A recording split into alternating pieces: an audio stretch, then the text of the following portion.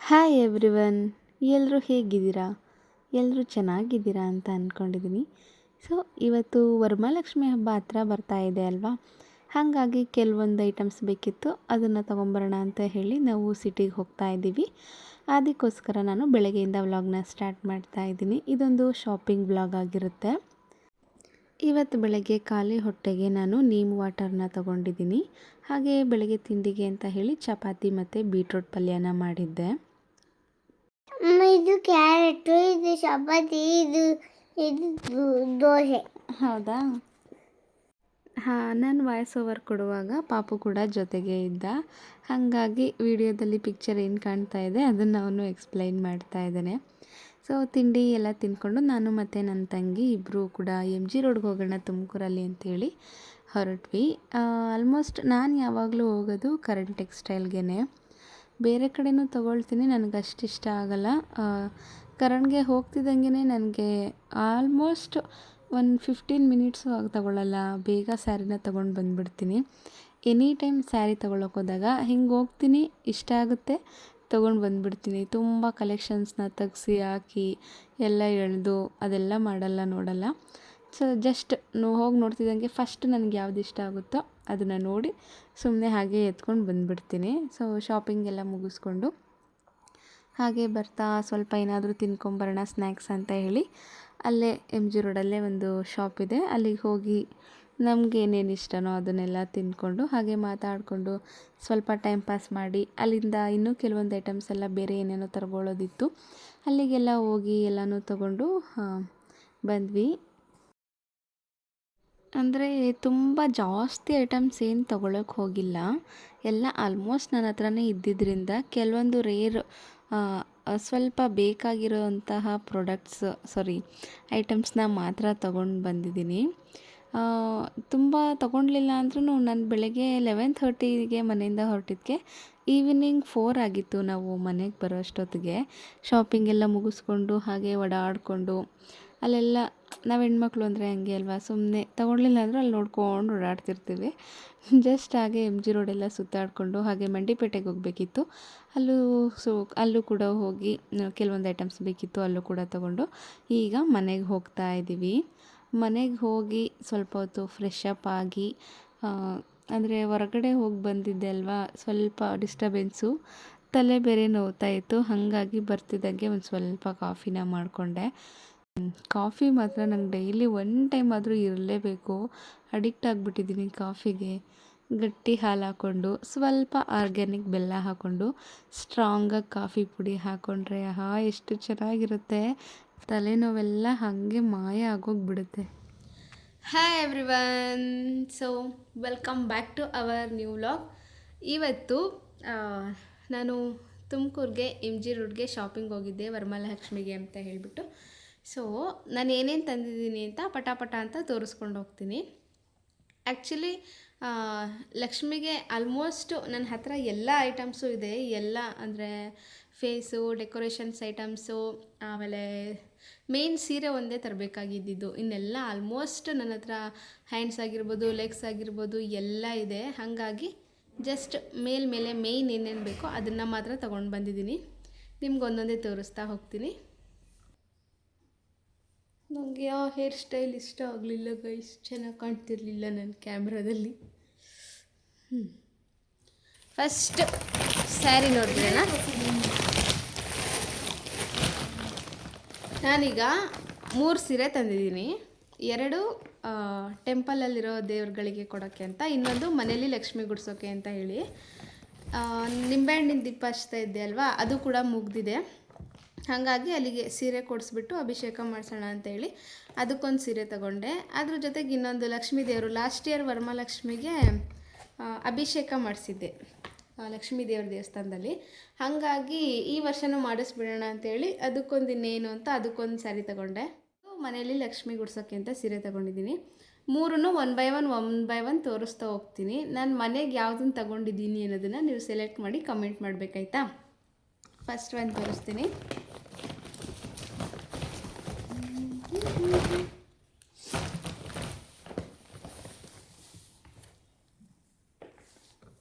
Shining ಇದೆ, ಚೆನ್ನಾಗಿದೆ. ಇದು ನೈಟ್ ರಿಸೆಪ್ಷನ್ನಿಗೆಲ್ಲ ಉಟ್ಕೊಳ್ಳೋಕೆ ಚೆನ್ನಾಗಿರುತ್ತೆ. ಇದು ಲೈಟ್ ಗ್ರೀನ್ ಕಲರ್ ಸ್ಯಾರಿ, ಸ್ವಲ್ಪ ಡಾರ್ಕ್ ಗ್ರೀನ್ ಕಲರ್ ಬಾರ್ಡರ್ ಇದೆ. ಇದೊಂದು ಸೀರೆ.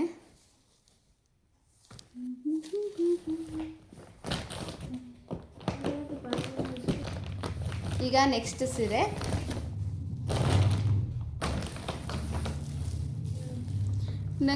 ನಾನು ತಂದಿರೋ ಸೀರೆ ಅಷ್ಟೂ ಇಷ್ಟ ಆಯಿತು. ಇದು ನೋಡಿ ಎಷ್ಟು ಚೆನ್ನಾಗಿದೆ. Pink colour sari, green colour border. ಇದು ಕೂಡ ಚೆನ್ನಾಗಿದೆ. 2 ದೇವರಿಗೆ ಒಂದೊಂದು, ಮನೆಯಲ್ಲಿ ಕೂರಿಸೋ ದೇವರಿಗೆ ಒಂದು. ಯಾವುದನ್ನು ನಾನು ಮೈ ಮೇಲೆ ಹಾಕ್ಕೊಂಡು ತಂದಿಲ್ಲ. ಅಂದರೆ ಜಸ್ಟ್ ಹೀಗೆ ಏನಂತಾರೆ, ಹೇಗೆ ಕಾಣುತ್ತೆ ಈ ಸ್ಯಾರಿ ನಮಗೆ ಅಂತ ಸೆಲೆಕ್ಟ್ ಮಾಡ್ತಾರಲ್ಲ, ಆ ಥರ ನಾನು ಯಾವುದನ್ನು ನೋಡಿಲ್ಲ. ನನಗೆ ಯಾವ್ದ್ಯಾವ್ದು ಇಷ್ಟ ಆಗುತ್ತೋ ಅದನ್ನು ತೊಗೊಂಡು ಬಂದಿದ್ದೀನಿ.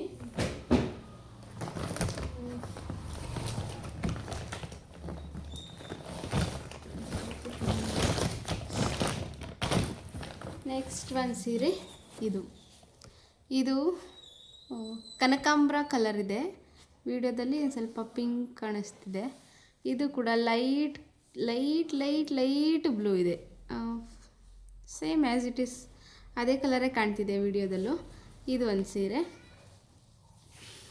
ಸೊ ಯಾವುದು ಮನೇಲಿ ಲಕ್ಷ್ಮಿ ಗುಡ್ಸೋಕೆ ತೊಗೊಂಡಿದ್ದೀನಿ ಅಂತ ನೀವು ಕಮೆಂಟ್ ಮಾಡಬೇಕಾಯ್ತಾ. ನೋಡೋಣ ಯಾರ್ಯಾರು ಕರೆಕ್ಟಾಗಿ ಹೇಳ್ತೀರಾ ಅಂತ. ಇದಿಷ್ಟು 3 ಸೀರೆಗಳು ನಾನು ತೊಗೊಂಡಿರೋದು. ನೆಕ್ಸ್ಟ್ ಇನ್ನೇನು ರ್ಯಾಂಡಮ್ ಆಗಿ ಮನೆಗೆ ಹಬ್ಬಕ್ಕೆ ಏನೇನು ಬೇಕು, ದೇವ್ರ ಮನೆಗೆ ಕೆಲವೊಂದು ವಸ್ತುಗಳು ಬೇಕಿತ್ತು, ಅದನ್ನು ಕೂಡ ತೊಗೊಂಡು ಬಂದೆ. ಲಕ್ಷ್ಮಿಗೆ ಅಂತ ಸಪ್ರೇಟಾಗಿ ಎಕ್ಸ್ಟ್ರಾ ಎಲ್ಲ ಇನ್ನೇನು ತಂದಿಲ್ಲ, ಎಲ್ಲ ಆಲ್ಮೋಸ್ಟ್ ನನ್ನ ಹತ್ರನೇ ಇತ್ತಲ್ವ, ಹಾಗಾಗಿ. ಮತ್ತು ಇದೊಂದು ಲಾಂಗ್ ಹಾರ ತೊಗೊಂಡು ಬಂದೆ, ಟೆಂಪಲಿಗೆ ದೇವರಿಗೆ ಕೊಡೋಕ್ಕೆ ಅಂತ ಹೇಳ್ಬಿಟ್ಟು. ಇದು ನೋಡ್ತಿದ್ದಂಗೆ ನನಗಿಷ್ಟ ಆಯಿತು, ಹಾಗಾಗಿ ಇದನ್ನು ಕೂಡ ಒಂದನ್ನು ತೊಗೊಂಡು ಬಂದೆ. ಚೆನ್ನಾಗಿದೆ. ಇದನ್ನು ಓಪನೇ ಮಾಡಿಲ್ಲ ನಾನು, ಓಪನ್ ಮಾಡ್ತೀನಿ.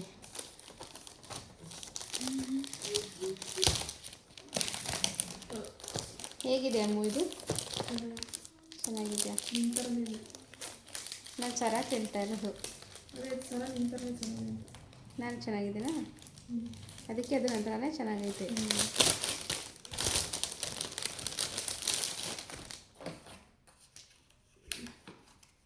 ಇದನ್ನು ನಾನು ಇವತ್ತು ತೊಗೊಂಡು ಬಂದಿಲ್ಲ. ಇದೊಂದು ತೊಗೊಂಡು ಬಂದು ಒನ್ ವೀಕ್ ಆಯಿತು.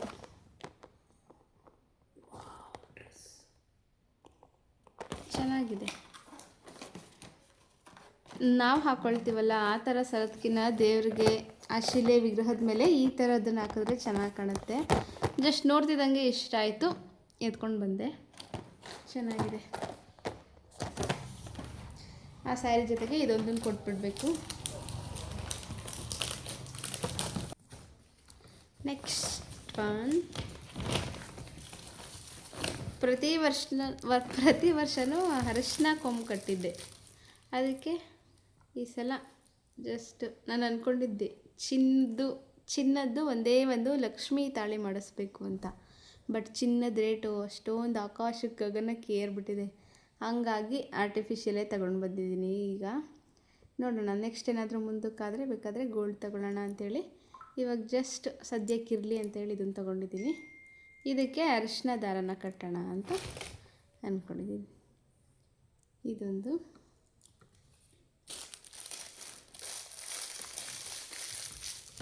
ಮತ್ತು ಲಕ್ಷ್ಮಿಗೆ ನನ್ನ ಹತ್ರ ಜ್ಯುವೆಲರಿ ಸೆಟ್ ಇತ್ತು. ಅಂದರೆ ಮುತ್ತಿಂದು ಮತ್ತು ಈಗ ಹಾರ ತೋರಿಸಿದ್ನಲ್ಲ ಆ ಥರ ಸ್ಟೋನ್ಸ್ದು ಇಯರಿಂಗು, ಸೂರ್ಯ, ಚಂದ್ರ ಅದೆಲ್ಲ ಇತ್ತು.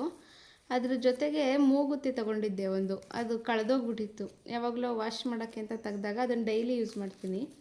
ವಾಶ್ ಮಾಡೋಕ್ಕೆ ಅಂತ ತೆಗ್ದಾಗ ಅದು ಎಲ್ಲೋ ಮಿಸ್ ಆಗಿಬಿಟ್ಟಿದೆ. ಹಾಗಾಗಿ ಇದನ್ನು ಸ್ವಲ್ಪ ತಗೊಂಡೆ, ತೋರಿಸ್ತೀನಿ ರೀ. ಸೈಡ್ ಮೂಗುತ್ತೆ ಆ್ಯಕ್ಚುಲಿ. ಇದು ಈ ಥರದ್ದೇ ನನ್ನ ಹತ್ರ ಇದ್ದಿದ್ದು. ಇದು ಕಳೆದೋಗ್ಬಿಟ್ಟಿತ್ತು. ಹಂಗಾಗಿ ಒಂದೆರಡು ಎಕ್ಸ್ಟ್ರಾ ಇರಲಿ ಅಂತ ಹೇಳ್ಬಿಟ್ಟು 3 ಥರದ್ದು ತೊಗೊಂಡಿದ್ದೀನಿ. ಇದು ಹಣೆಗೆ ಇಕ್ಕಕ್ಕೆ ಬಿಂದಿ ಟೈಪ್ ಅಂತ ಇದನ್ನು ತೊಗೊಂಡೆ. ಮತ್ತು ಇದು ಆಗಿನ ಕಾಲದ್ದು ಅಜ್ಜಿಯವರೆಲ್ಲ ಈ ಥರದ್ದು ಹಾಕೊಳ್ಳೋರು ಮೂಗುತ್ತಿ ಇದನ್ನು. ಹಾಗಾಗಿ ಇದೊಂದು ಚೆನ್ನಾಗಿ ಕಾಣುತ್ತೆ ಅಂತ ಹೇಳ್ಬಿಟ್ಟು ಇದನ್ನು ತೊಗೊಂಡಿದ್ದೀನಿ. ಸೊ ಇದಿಷ್ಟು. ಇದನ್ನು ಸೇಫಾಗಿ ಎತ್ತಿಕೊಳ್ಬೇಕು. ಚಿಕ್ಕದಾಗಿದೆಲ್ಲ ಮಿಸ್ ಆಗಿಬಿಡುತ್ತೆ. ಆಮೇಲೆ ಇನ್ನೊಂದು ಕನ್ಫರ್ಮೇಷನ್ ಕೊಡ್ತೀನಿ. ತುಂಬ ವಿಡಿಯೋದಲ್ಲಿ ಕಮೆಂಟ್ ಮಾಡಿದ್ದೀರಾ ಪ್ರೊಫೆಷನಲ್ ಮೇಕಪ್ ಕಿಟ್ದು ವಿಡಿಯೋ ಮಾಡಾಕಿ ಅಂತ. ಈ ವಿಡಿಯೋ ನೆಕ್ಸ್ಟ್ ಅದೇ ವಿಡಿಯೋ ಬರುತ್ತೆ. ಇನ್ನೊಂದು 2 ಡೇಸಲ್ಲಿ ಅದನ್ನು ಅಪ್ಲೋಡ್ ಮಾಡ್ತೀನಿ ಆಯಿತಾ. ಇಷ್ಟು ದಿನ ಒಂದು ಸ್ವಲ್ಪ ಅದಕ್ಕೆ ಐಟಮ್ಸ್ ಬೇಕಿತ್ತು, ಕೆಲವೊಂದು ಆ್ಯಡ್ ಮಾಡಬೇಕಿತ್ತು ಅಂತ ಸುಮ್ಮನಿದ್ದೆ. ಈಗ ಅದೆಲ್ಲ ಆಗಿದೆ. ಸೊ ಈ ವಿಡಿಯೋ ಪೋಸ್ಟ್ ಮಾಡ್ತಿದ್ದಂಗೆ ನೆಕ್ಸ್ಟ್ ವಿಡಿಯೋ ನಿಮಗೆ ಪ್ರೊಫೆಷ್ನಲ್ ಮೇಕಪ್ ಕಿಟ್ದೇ ವಿಡಿಯೋ ಆಗಿರುತ್ತೆ ಆಯಿತಾ. ನೆಕ್ಸ್ಟ್ ಇದೊಂದು ಬ್ರಷ್ ತಂದೆ ನೋಡಿ, ಇದು ನನಗೆ ಬೇಕಿತ್ತು.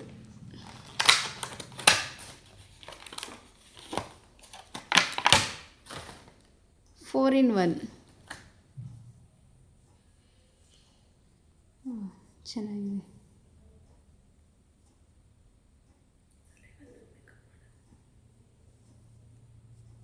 ಚೆನ್ನಾಗಿದೆ. ಇಲ್ಲೆರಡು ಬ್ರಷ್ ಇದೆ, ಇಲ್ಲೊಂದು ಬ್ರಷ್ ಇದೆ, ನೆಕ್ಸ್ಟ್ ಇಲ್ಲೊಂದು ಬ್ರಷ್ ಇದೆ. Blending brush, powder brush. So ಇಷ್ಟು ಚೆನ್ನಾಗಿದೆ. ಅಂದರೆ ಸೆಲ್ಫ್ಗೆ ನಾವೆಲ್ಲಾದರೂ ನಮ್ಮ ರಿಲೇಟಿವ್ಸ್ ಫಂಕ್ಷನ್ಗಳಿಗೆ ಅಷ್ಟೊಂದೆಲ್ಲ ಬ್ರಷ್ಗಳನ್ನೆಲ್ಲ ತೊಗೊಂಡೋಗೋದಕ್ಕಿಂತ ಇದು ಒಂದೇ ಒಂದು ಬ್ರಷ್ನ ತೊಗೊಂಡೋದ್ರೆ ಆಯಿತು. ಎಲ್ಲನೂ ಅವಶ್ಯಕತೆ ಇರಲ್ಲ ಅಲ್ವಾ, ಇದೊಂದು ತಗೊಂಡೋದ್ರೆ ಸಾಕು. ಚೆನ್ನಾಗಿದೆ ಇದು ಕೂಡ. ಮಾರ್ಸ್ ಇದು. ಯಾವಾಗ ನಾನು ತುಮಕೂರಿಗೆ ಹೋದ್ರೂ ಏನಾದರೂ ಒಂದು ಮೇಕಪ್ ಐಟಮ್ಸ್ನ ತಂದೇ ತರ್ತೀನಿ. ಅಷ್ಟೆಲ್ಲ ಇದೆ ನನಗೆ, ಎಕ್ಸ್ಟ್ರಾ ಏನೂ ಬೇಡ. ಆದರೂ ಏನೋ ಒಂಥರ ಕ್ರೇಜ್, ಎಷ್ಟೊಂದು ತೊಗೊಂಡು ಬರ್ತೀನಿ. ಹೋದಾಗೆಲ್ಲ ಒಂದು ಐಟಮ್ ಆದರೂ ಏನಾದರೂ ಒಂದು ತಗೊಂಡು ಬಂದಿರ್ತೀನಿ. ಸೊ ನೆಕ್ಸ್ಟ್ ಇನ್ನೇನು ತಂದೆ,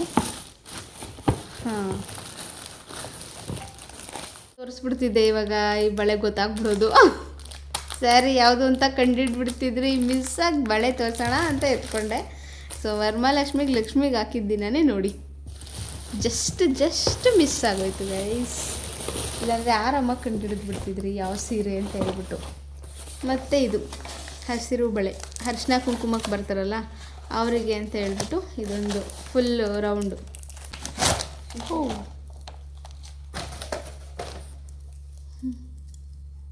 ಇದೊಂಥರ ನೋಡೋದಕ್ಕೆ ಖುಷಿಯಾಗುತ್ತೆ. ಪ್ರತಿ ವರ್ಷವೂ ಇಷ್ಟೇ ತೊಗೊಂಬರ್ತೀನಿ.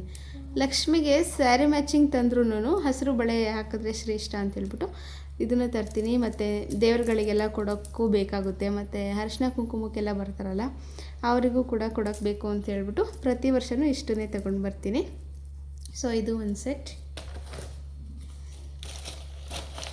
ಚೆನ್ನಾಗಿರುತ್ತೆ. ಈ ಹಸಿರು ಬಳೆನ ನೋಡ್ತಿದ್ರೆ ಈ ಫಂಕ್ಷನ್ಗಳಲ್ಲಿ ಕೈ ತುಂಬ ಬರೀ ಹಸಿರು ಬಳೆನೇ ಹಾಕೊಂಡ್ಬಿಡ್ಬೇಕು ಅಂತ ಅನಿಸುತ್ತೆ. ಅಷ್ಟು ಖುಷಿ ಆಗುತ್ತೆ, ನೋಡ್ತಿದ್ರೇ ಖುಷಿ ಆಗುತ್ತೆ. Nice, so nice. ನೆಕ್ಸ್ಟ್ ಇದು ಗಂದಿಗೆ ಅಂಗಡಿಲಿ ತೊಗೊಂಡು ಬಂದಿರೋದು. ಇದನ್ನು ಕೂಡ ಏನೇನು ತಂದಿದ್ದೀನಿ ಅಂತ ತೋರಿಸ್ತೀನಿ ರೀ. ಲಕ್ಷ್ಮಿ ಕಳಸಕ್ಕೆ ಹಾಕೋದಕ್ಕೆ ಮತ್ತು ಲಕ್ಷ್ಮಿ ಮುಂದೆ ಇಟ್ಟು ಪೂಜೆ ಮಾಡಿ ನಾವು ದುಡ್ಡಿಡ್ತೀವಿ ಎಲ್ಲ ಬೀರು ವಾರ್ಡ್ರೋಬ್ ಅಲ್ಲಿ ಇಡೋದಕ್ಕೆ ಅಂತ ಹೇಳಿ ಇದನ್ನೆಲ್ಲ ತೊಗೊಂಡ್ಬಂದಿದ್ದೀನಿ. ಹಸಿರು ಬಳೆ ಮತ್ತು ಕೆಂಪು ಬಳೆ ಇದನ್ನೆಲ್ಲ ದೇವ್ರ ಮುಂದೆ ಇಟ್ಟು ಪೂಜೆ ಮಾಡಿ ವಾರ್ಡ್ರೋಬಲ್ಲಿ ಒಂದು ಸ್ಟೀಲ್ ಬಾಕ್ಸಿಗೆ ಹಾಕಿ ಎತ್ತಿಟ್ಬಿಡೋಣ ಅಂತ ಅಂದ್ಕೊಂಡು ಇದನ್ನು ತಗೊಂಡು ಬಂದಿದ್ದೀನಿ. ಇದು ಸ್ವಲ್ಪ ಒಂದು 4-5 ಇಷ್ಟಿದ್ರೂ ಸಾಕು. ಬಟ್ ಅವರು ಲೂಸ್ ಕೊಡಲ್ಲ, ಸಿಂಗಲ್ ಪೀಸ್ ಕೊಡಲ್ಲ ಅಂತ ಹೇಳಿದ್ರು. ಹಾಗಾಗಿ ಇರಲಿ ಪರವಾಗಿಲ್ಲ ಅಂತ ಇಷ್ಟನ್ನು ತಗೊಂಡು ಬಂದೆ. ಇವಾಗ ಫಸ್ಟ್ ನಾನು ಏನೇನು ತೋರಿಸ್ತಿದ್ದೀನಿ ಅಲ್ವಾ, ಇದೆಲ್ಲ ದೇವ್ರ ಮುಂದೆ ಇಟ್ಟು ಪೂಜೆ ಮಾಡೋದಕ್ಕೆ ಅಂತ ಹೇಳಿ ಎಡಮುರಿ ಬಲಮುರಿ ಅಂತ ಹೇಳ್ತಾರೆ ಇದನ್ನು ಕೂಡ ತಗೊಂಡು ಬಂದಿದ್ದೀನಿ. 2 ಲಕ್ಷ್ಮೀ ಕಾಯಿನ್ಗಳನ್ನು ತೊಗೊಂಡು ಬಂದಿದ್ದೀನಿ. ಒಂದು ಕಳಸಕ್ಕೆ ಹಾಕೋಕ್ಕೆ ಅಂತ ಹೇಳಿ, ಇನ್ನೊಂದು ಹಂಗೆ ಪೂಜೆ ಮಾಡಿ ಎತ್ತಿಡೋಕ್ಕೆ ಅಂತ ಹೇಳಿ 2 ತೊಗೊಂಡು ಬಂದಿದ್ದೀನಿ. ಕವಡೆ ಬಿಡೋಕೆ ಒಂಥರ ಚೆಂದ ಅಲ್ವಾ, ಆದರೆ ಅದ್ರ ಬಗ್ಗೆ ನನಗೇನು ಗೊತ್ತಿಲ್ಲ, ನನಗೆ ಬಿಡೋದಕ್ಕೆ ಬರಲ್ಲ. ಇದು ಹಳದಿ ಕವಡೆ, ಪೂಜೆಗೆ ಹಳದಿ ಕವಡೆನೇ ಉಪಯೋಗಿಸ್ಬೇಕು. ಬಿಳಿ ಕವಡೆ ತಗೊಳ್ತೀರಲ್ಲ, ಬಿಳಿ ಕವಡೆ ಬರುತ್ತಲ್ಲ, ಅದನ್ನು ಏನಿದ್ರು ಕವಡೆ ಶಾಸ್ತ್ರ ಹೇಳೋರು ಉಪಯೋಗಿಸೋದು. ನಮಗೆ ಪೂಜೆಗೆ ಅಂತ ಹೇಳಿ ಹಳದಿ ಕವಡೆ ಬರುತ್ತೆ, ಅದನ್ನು ಯೂಸ್ ಮಾಡಬೇಕು. ನಾನು ಹಳದಿ ಕವಡೆ ತೊಗೊಂಡ್ಬಂದಿದ್ದೀನಿ. ನೆಕ್ಸ್ಟ್ ಗೋಮತಿ ಚಕ್ರ 3 ತೊಗೊಂಡು ಬಂದಿದ್ದೀನಿ. ಫಸ್ಟಿಗೆ ನಾನು ಏನೇ ತೋರಿಸ್ತಿದ್ದೀನೋ ಅದನ್ನೆಲ್ಲ ಪೂಜೆ ಮಾಡಿ ಎತ್ತಿಡೋದಕ್ಕೆ. ಲಾಸ್ಟಿಗೆ ಒಂದು ಫುಲ್ ಪೂರ್ತಿ ಪ್ಯಾಕೆಟ್ ಇದೆ, ಅದು ಕಳಿಸೋದೊಳಗೆ ಹಾಕೋದಕ್ಕೆ ಐಟಮ್ಸು. ಅದಾದಮೇಲೆ ನೆಕ್ಸ್ಟು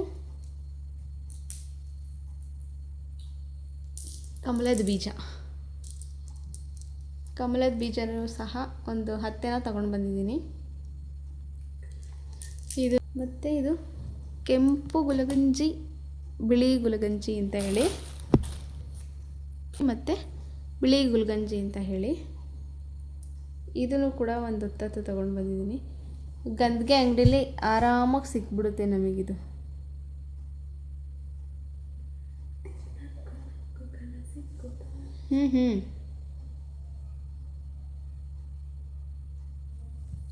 ಇದೆರಡನ್ನೂ ಕೂಡ ಪೂಜೆ ಮಾಡಿ ಎತ್ತಿಡೋದಕ್ಕೆ. ಸೊ ಇದಿಷ್ಟು ಗಂಧಿಗೆ ಅಂಗಡಿಲಿ ಈಸಿಯಾಗಿ ಸಿಗುತ್ತೆ. ಏನೇನು ಅಂತ ಹೇಳಿದ್ರೆ ಗೋಮತಿ ಚಕ್ರ, ಕಮಲದ ಬೀಜ, ಹಳದಿ ಕವಡೆ, ಕೆಂಪು ಗುಲಗಂಜಿ, ಬಿಳಿ ಗುಲಗಂಜಿ, ಇದು ಬಲಮುರಿ, ಎಡಮುರಿ ಮತ್ತು ಲಕ್ಷ್ಮೀ ಕಾಯಿನ್ ಅಷ್ಟೇ. ಇದಾದಮೇಲೆ ಇನ್ನೊಂದು ಫುಲ್ ಕವರ್, ಇದು ಸೆಟ್ಟೇ ಬರುತ್ತೆ 150 ಇದಕ್ಕೆ. ಅದಕ್ಕೆಲ್ಲ ಸಪ್ರೇಟ್ ಎಷ್ಟಾಯಿತೋ ಗೊತ್ತಿಲ್ಲ. ಇದಿಷ್ಟಕ್ಕೆ 150 ಏನೋ ತಗೊಂಡ್ರು. ಇದರಲ್ಲಿ ನಾನು ಏನೇ ತೋರಿಸ್ದೆಯಲ್ಲ ಅದರದ್ದೆಲ್ಲ ಒಂದೊಂದು ಸಿಂಗಲ್ ಪೀಸ್ ಇದೆ. ಇದನ್ನು ವರ್ಷಕ್ಕೆ ನಾನು 2 ಸಲ ಚೇಂಜ್ ಮಾಡ್ತೀನಿ. ಪ್ರತಿದಿನ ಕಳಸ ಇಡ್ತೀನಿ ಅಲ್ವಾ, ಅದರೊಳಗೆ ಇದೆಲ್ಲನೂ ಇರುತ್ತೆ. ವರಮಹಾಲಕ್ಷ್ಮಿಗೆ ಒಂದು ಸಲ ಹಾಕ್ತೀನಿ. ನೆಕ್ಸ್ಟು ದೀಪಾವಳಿಯಲ್ಲಿ ಶಾಪಲ್ಲಿ ನಾವು ಅಂಗಡಿ ಪೂಜೆನ ಮಾಡ್ತೀವಿ, ಆವಾಗ ಒಂದು ಸಲ ಚೇಂಜ್ ಮಾಡ್ತೀನಿ. ಆವಾಗ ತೆಗ್ದು ಹಾಕಿದ್ರೆ ನೆಕ್ಸ್ಟ್ ಇನ್ನು ವರಮಹಾಲಕ್ಷ್ಮಿ ಬರೋವರೆಗೂ ಇದನ್ನೇ ಯೂಸ್ ಮಾಡೋದು. ಸೊ ಇದಿಷ್ಟು. ಇದು ಡೈಲಿ ಯೂಸ್ಗೆ ಅಂತ ಹೇಳಿ ದೇವ್ರ ಮನೆಗೆ ತಗೊಂಡಿದ್ದು. ಊಡಂದಿದೆ, ಅದು ಸ್ವಲ್ಪ ನೀರು ಬಿದ್ದು ಸೈಡಲ್ಲೆಲ್ಲ ಒಂಥರ ಆಗಿಬಿಟ್ಟಿದೆ. ಹಾಗಾಗಿ ಇದೊಂದು ಬೇಕಿತ್ತು, ಇದು ಕೂಡ ಒಂದು ತಗೊಂಡು ಬಂದೆ. ಇದು ನನ್ನ ಮಗ ಡೈಲಿ ಪೂಜೆ ಮಾಡಿ ದೇವ್ರನ್ನ ಮಾಡಿ ಇದನ್ನು ಕಳೆದಾಕ್ಬಿಟ್ಟಿದ್ದ. ಹಾಗಾಗಿ ಇದೊಂದು ತಗೊಂಡು ಬಂದೆ. ನೆಕ್ಸ್ಟ್ ಲಾಸ್ಟ್ ಒನ್ ಇದು.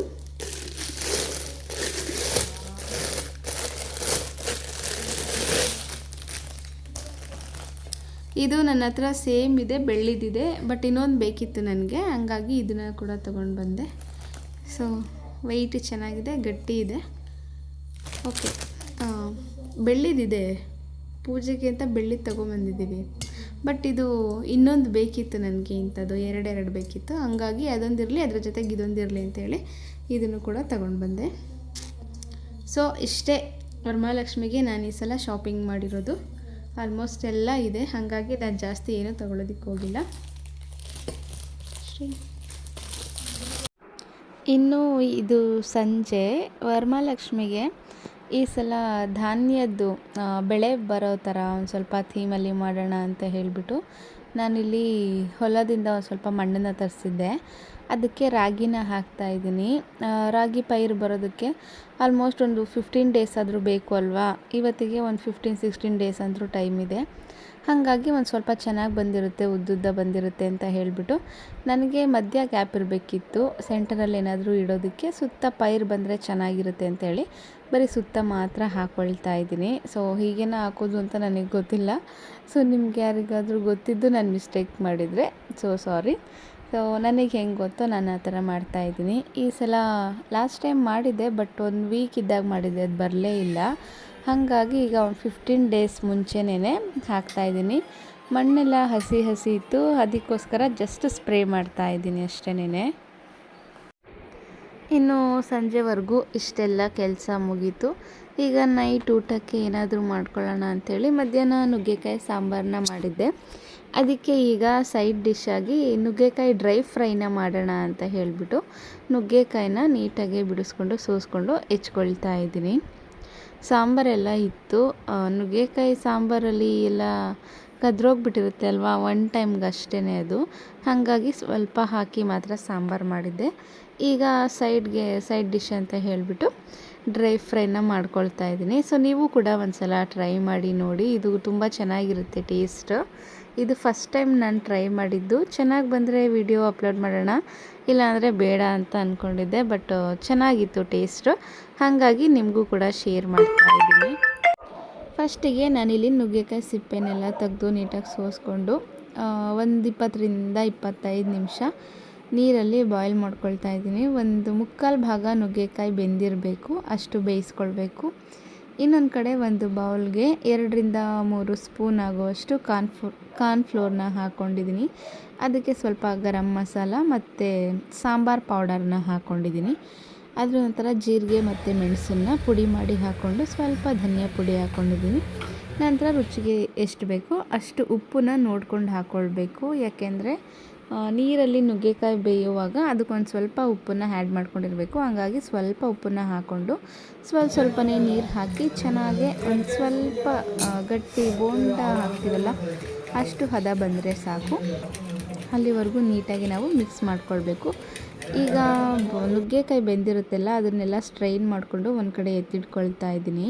ಅದನ್ನೆಲ್ಲ ಒಂದೊಂದೇ ಮಸಾಲೆಗೆ ಹಚ್ಚಿ ಆಯಲ್ಗೆ ಹಾಕ್ಕೊಂಡು ಫ್ರೈ ಮಾಡಿಕೊಂಡ್ರೆ ಅದು ಕೂಡ ಟೇಸ್ಟ್ ಚೆನ್ನಾಗಿರುತ್ತೆ. ನಾನಿಲ್ಲಿ ಮಸಾಲೆನ ಹಚ್ಚಿ ಅದ್ರ ಮೇಲೆ ರವೆನ ಸ್ಟಫಿಂಗ್ ಥರ ಮಾಡ್ಕೊಳ್ತಾ ಇದ್ದೀನಿ. ಜಸ್ಟ್ ಈ ಥರ ಡಿಪ್ ಮಾಡಿ ಆಯಲ್ಗೆ ಹಾಕಿದ್ರೆ ಅದು ಕೂಡ ಫ್ರೈ ಟೇಸ್ಟ್ ಚೆನ್ನಾಗಿರುತ್ತೆ. ಇನ್ನೊಂದು ಸ್ವಲ್ಪ ಈ ಥರ ರವೆಯಲ್ಲಿ ಹರಳಾಡಿಸಿ ಸ್ಟಫಿಂಗ್ ಥರ ಮಾಡಿ ಅದನ್ನು ಕೂಡ ಆಯಲ್ಗೆ ಹಾಕ್ಕೊಂಡ್ರೆ ಅದನ್ನು ಕೂಡ ಚೆನ್ನಾಗಿರುತ್ತೆ. ಸೊ ಯಾರೆಲ್ಲ ಪೂರ್ತಿಯಾಗಿ ಕೊನೆವರೆಗೂ ನನ್ನ ವಿಡಿಯೋನ ನೋಡಿದ್ದೀರಾ ಅವರಿಗೆಲ್ಲ ಥ್ಯಾಂಕ್ ಯು ಸೋ ಮಚ್. ಹೀಗೆ ಸಪೋರ್ಟ್ ಮಾಡ್ತಾಯಿರಿ. ಇನ್ನೂ ಯಾರೆಲ್ಲ ನನ್ನ ಚಾನೆಲ್ನ ಸಬ್ಸ್ಕ್ರೈಬ್ ಆಗಿಲ್ವೋ ಪ್ಲೀಸ್ ನನ್ನ ಈ ಒಂದು ಚಾನೆಲ್ನ ಸಬ್ಸ್ಕ್ರೈಬ್ ಮಾಡಿ. ಈ ವಿಡಿಯೋ ನಿಮಗೆ ಇಷ್ಟ ಆದರೆ ಲೈಕ್ ಮಾಡಿ, ಶೇರ್ ಮಾಡಿ, ಕಮೆಂಟ್ ಮಾಡಿ.